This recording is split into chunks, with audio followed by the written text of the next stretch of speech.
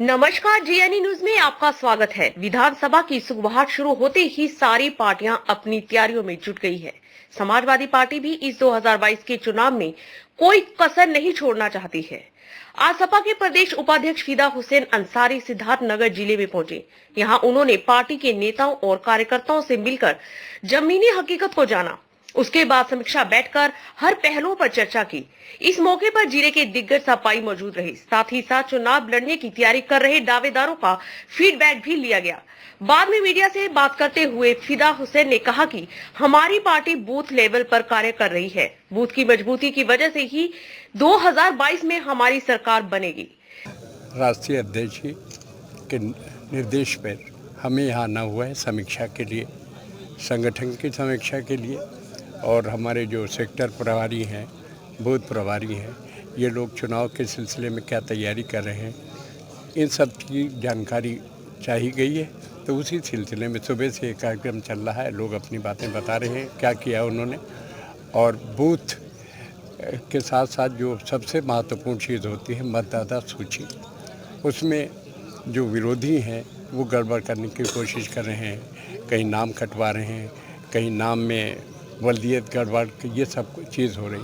तो हमें सुनिश्चित करना है जो वोटर हैं, खासकर हमारे वोटर जो हैं वो निशाना बनाए जा रहे हैं, तो उनके नाम जो काट दिए गए हैं या गलती से कट गए हैं उनको जुड़वाना, नए वोटर जो तैयार हो गए हैं, जो एलिजिबल हुए हैं उनके नाम जुड़वाना।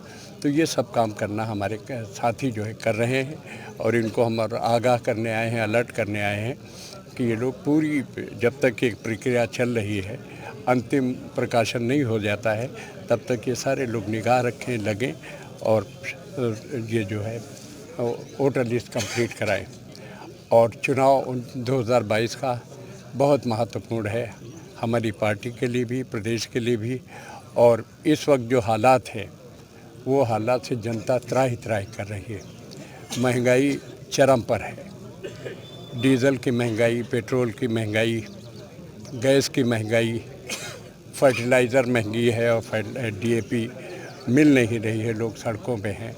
तो ये बहुत परेशानियां हैं। एक तो महंगाई बहुत बड़ी लोगों की कमर तोड़े दे रही है, और दूसरी नौजवान हमारा बर्बाद है।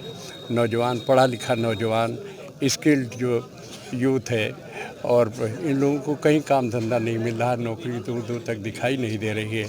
हमारे मज़दूर जो सेट थे और वो डिस्टेबलाइज हो गए हैं, उनको काम कहीं नहीं मिल रहा है।